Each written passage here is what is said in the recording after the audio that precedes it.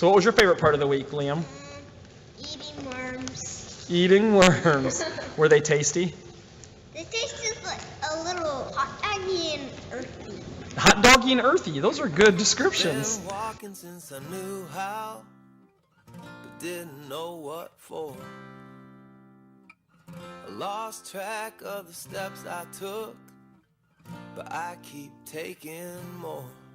'Cause somewhere over this mountain, I'm gonna find a place to land. When I've walked through this valley, I'm gonna hold up both my hands. And while I'm standing on a rock that won't let me fall,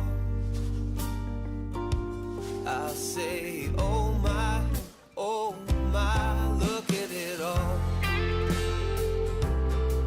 What I like best about being in the woods is the animals. My favorite animals are like toads and frogs. I love looking for tree frogs. Say it's just a dream, but I'm not listening, 'cause I still believe somewhere. Whether you grew up in a suburb, on a farm, or in a big city, you probably spent a lot of time playing outside, getting dirty, coming home happy. Maybe you watched ants making ant hills in your backyard, or explored the intricate construction of a bird's nest, or just simply lay in the grass envisioning animals in the drifting clouds.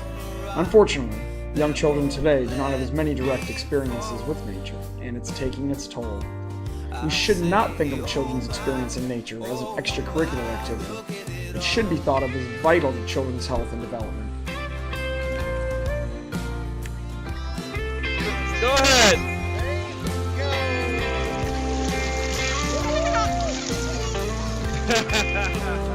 I've been taking steps for years now, and my feet are tired, and somehow I need to rest my mind.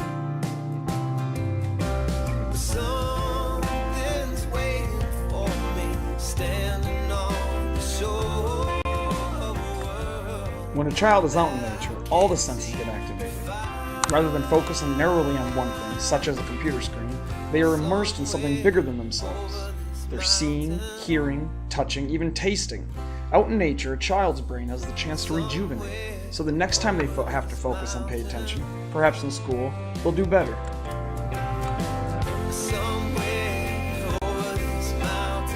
Right now, America's in the midst of one of the most profound and rapid societal shifts in history. Today's generation of children will be the first to grow up indoors. Their plugged-in lives are largely devoid of exploring the natural world, and we are just beginning to understand the ramifications of their virtual world.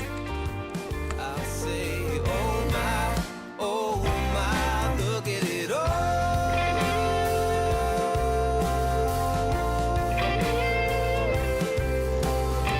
So Pete, did you have fun this week? I had a great time this week. What was your favorite part? The turtle and the toad. All right. Are you a nature freak? I am a nature freak! Woo!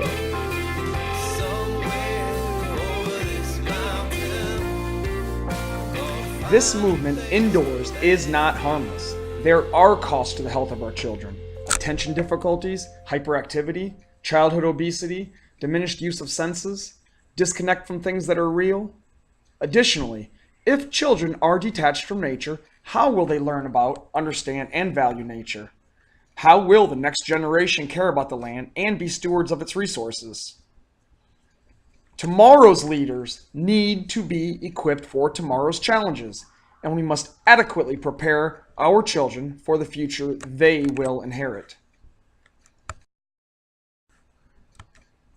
This requires a commitment to providing children with environmental education to grow the next generation of conservation leaders. Studies have shown that kids who have direct access to nature are better learners. Studies have also been shown that environmental education reduces stress and increases attention spans. EE engages students in learning, raising test scores, and encouraging youth to pursue career in environmental and natural resources.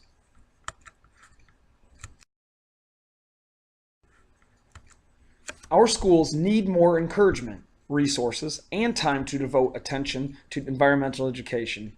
They need funding and other support to train teachers to incorporate environmental education into their everyday lesson plans and to develop the confidence and skills to take their students outdoors to learn.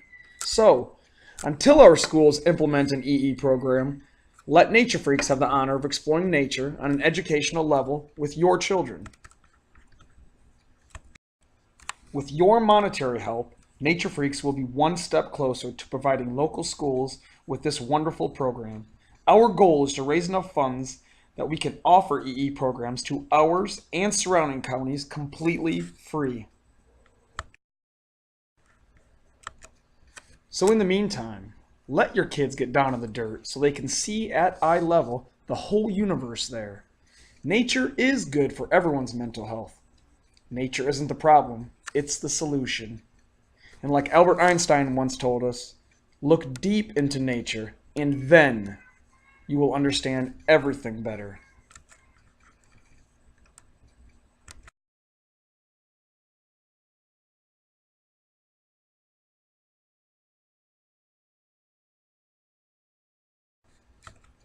Thank you for watching.